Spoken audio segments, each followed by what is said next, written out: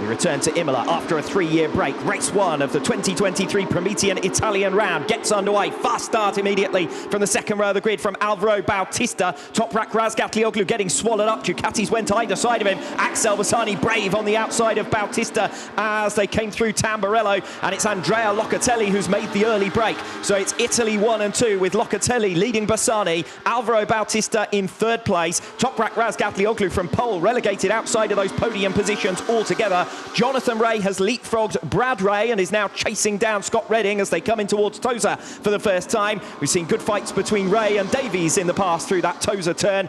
Ray makes it look straightforward this time on Redding, and the top four have already begun to break away. Locatelli versus Bassani. We know Bassani's willing to be aggressive in the early stages of races. If he gets half a sniff on the tail of Locatelli, Bassani could be your new race leader. Yeah, Ravazza's going to be the opportunity for him, and that's where he had his crash in the Superpole session, so we'll see if Bassani tries to take the lead right from the outset. Not the kind of rider to hesitate to throw caution to the wind as Razgatlioglu thinks about a manoeuvre there on Alvaro Bautista. They come up and through the Variante Alta for the first time, and Bassani really needs to tag close to the tail of Andrea Locatelli if he's going to make the pass on him at the bottom of the hill in towards Ravazza. Bassani's got the speed, but I don't think he was quite close enough at the top of the circuit. No, we saw on the run through Acqua Minerale that Toprak was really strong through there, jumped right onto the back of Bautista, so he's going to get a lot of confidence from that and think that there's going to be a chance in these early laps to come through. We did see at Donington Park though that Alvaro played the long game and he waited to see what the pace was like and then attacked in the middle of the race. I said previously that the top four had managed to break away. Jonathan Ray has left Scott Redding in his wake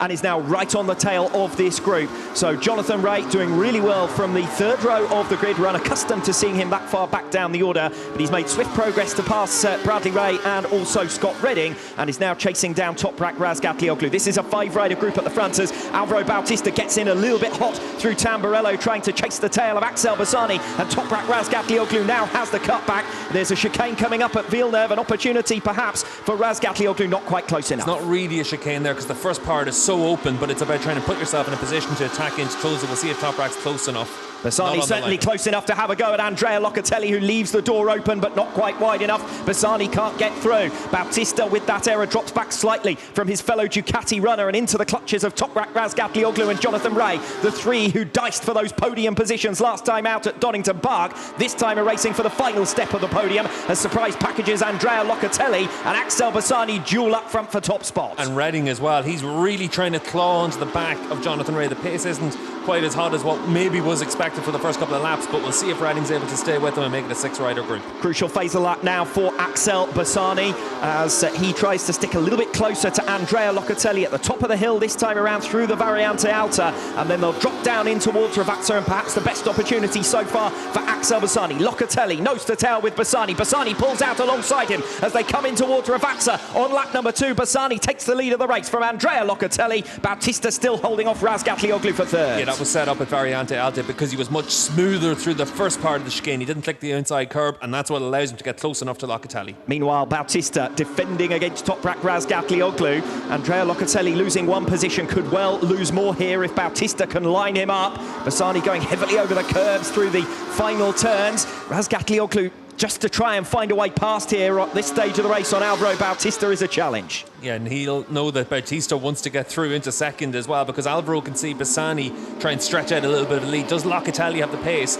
to go with these guys at the front? Oh, big moment for Axel Bassani, and it's going to cost him the lead. Just after setting the fastest lap of the race and passing Andrea Locatelli for top spot, Bassani's going backwards. Locatelli through on him, Bautista as well. That's an opportunity for Razgatlioglu, and Bassani goes from first to fourth. Yeah, and Toprak will know that he has to give himself a chance now to try and attack Bautista, because with Locatelli at the front, this could be the main chance that you have to try and win this race. Locatelli then, once again, is your race leader, up ahead of Alvaro Bautista now, but Bautista is all over the tail of him. No opportunity to make a pass in towards Piratella. As far as Bautista is concerned, the quicker he gets through on Locatelli, the better, because he's got a menace on his tail in the shape of Toprak Razgatlioglu. That's Lorenzo Baldassari. He's gone down at Tamburello at the start of lap 3. Wide lines from Toprak there, trying to carry as much speed as possible up the hill towards the Variante Alta. So they are absolutely nose to tail, our three leaders. Bautista defends to the inside line. At the Variante Alta, Razgatlioglu tries to go around the outside of him. We ride on board and he's got it done. Razgatlioglu through on Bautista for second position. Utterly stunning stuff. Bautista now will come back at him. He's got to try and make the pass as swiftly as possible. No, Razgatlioglu closes the door. Yeah, Toprak's going to try and come through and lock Telly into the last corner as well, you'd imagine, just to try and give himself a chance to get the head down. Well, we've seen all weekend long how strong Razgatlioglu is through that third sector, but I didn't expect to see that kind of move on Alvaro Bautista, and the reigning world champion will have been surprised and startled by it too. Locatelli leads, but perhaps not for too much longer.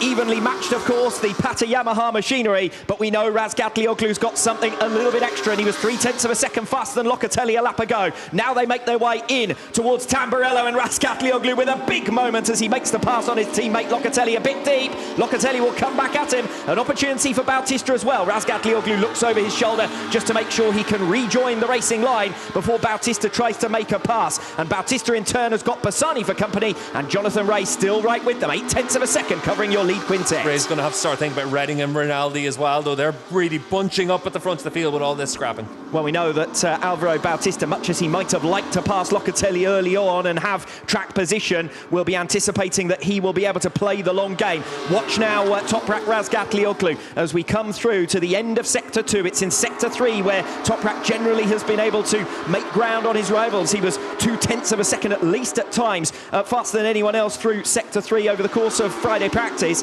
Locatelli then leads the way from Razgatlioglu and Bautista. We'll see if Toprak can make another manoeuvre in towards the Variante Alta, where he picked off Alvaro Bautista in sensational fashion a lap ago. Locatelli defends the line. Meanwhile, Jonathan Ray lunges through on Axel Bassani for fourth position. So Bassani, your early race leader, now finds himself at the back of this leading group. Yeah, Toprak using... Oh, and Razgatlioglu almost off the circuit altogether. A cloud of dust as he crosses the grass slightly, and Bautista will probably feel at this stage he's quite happy to sit where he is, knowing that he will have the tyre life advantage later on. But still, nose to tail, your top trio, Locatelli, Razgatlioglu weaving his way around, desperate to get through, and now Bautista coming back at him as well as they come in towards the pits turn on lap number 4.